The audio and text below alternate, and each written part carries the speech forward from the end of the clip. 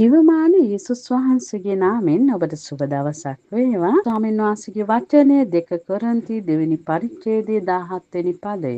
මක්නිසාද අපි දෙවියන් වහන්සේගේ වචනය බොහෝ දෙනාමෙන් නරක් නොකර අවංක කමින්ද දෙවියන් වහන්සේගෙන් ලැබුණු ලෙසද දෙවියන් වහන්සේ ඉදිරියේ ක්‍රිස්තුස් වහන්සේ තුල කතා කරමුව.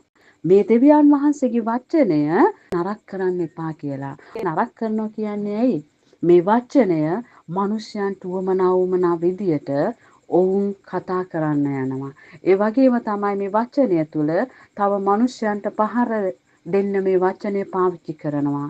ඒ වගේම Tamanට වාසි ගන්න මේ දෙවියන් වහන්සේගේ වචනය මිනිස්සු පාවිච්චි කරනවා.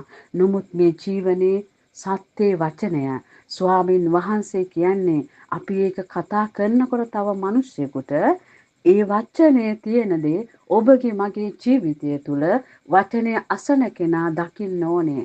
ඉතින් එහෙම නොවුනොත් අරක් වෙන්න පුළුවන්. හැබැයි ස්වාමින් වහන්සේ තුළ අපි ඒ ගැන උන්වහන්සේට දවසක ගණන් දෙන්න යනවා. ඒ හින්දා ඔබ මම මේ වචනය නරක නොකර ඒ ගැන ඉතා පරිස්සමෙන් ඉතා උවමනාවෙන් ශුද්ධාත්මයන් වහන්සේගේ ආලෝකමත් වීම තුල වචනය ගැන ඔබ මම මිනිස්යන්ව කතා කර යුතුයි. මිනිස්යාට මේ වචනේ ඉගැන්විය යුතුයි. මන්ද ඒ වචනේ හරි හැටි මිනිස්යා දැනගත්තේ නැත්තම් ඒ වචනේ තියෙන දේ ඔබගේ මගේ ජීවිතය තුළ වචනය අසන කෙනා දැක්කේ නැත්තම් ඒ කෙනා මුලා වෙන්න යනවා. ඒ කෙනා ඒ වචනේ නොදැනුවත්කම නිසා හරියට ඒ වචනය පහදා ගන්නට බැරුව යනවා යාට. ඉතින් එතකොට දෙවියන් වහන්සේගේ නාමය ඒ තුල අගෞරවයටපත් වෙන්න පුළුවන්. නමුත් ස්වාමින් වහන්සේගේ වචනේ කියනවා මේ වචනයට කිසිවක් එකතු කරන්නවත් ඒකට කිසිවක් අඩු කරන්නවත් එපා කියලා. ඇයුන් වහන්සේගේ වචනේ බලවත්.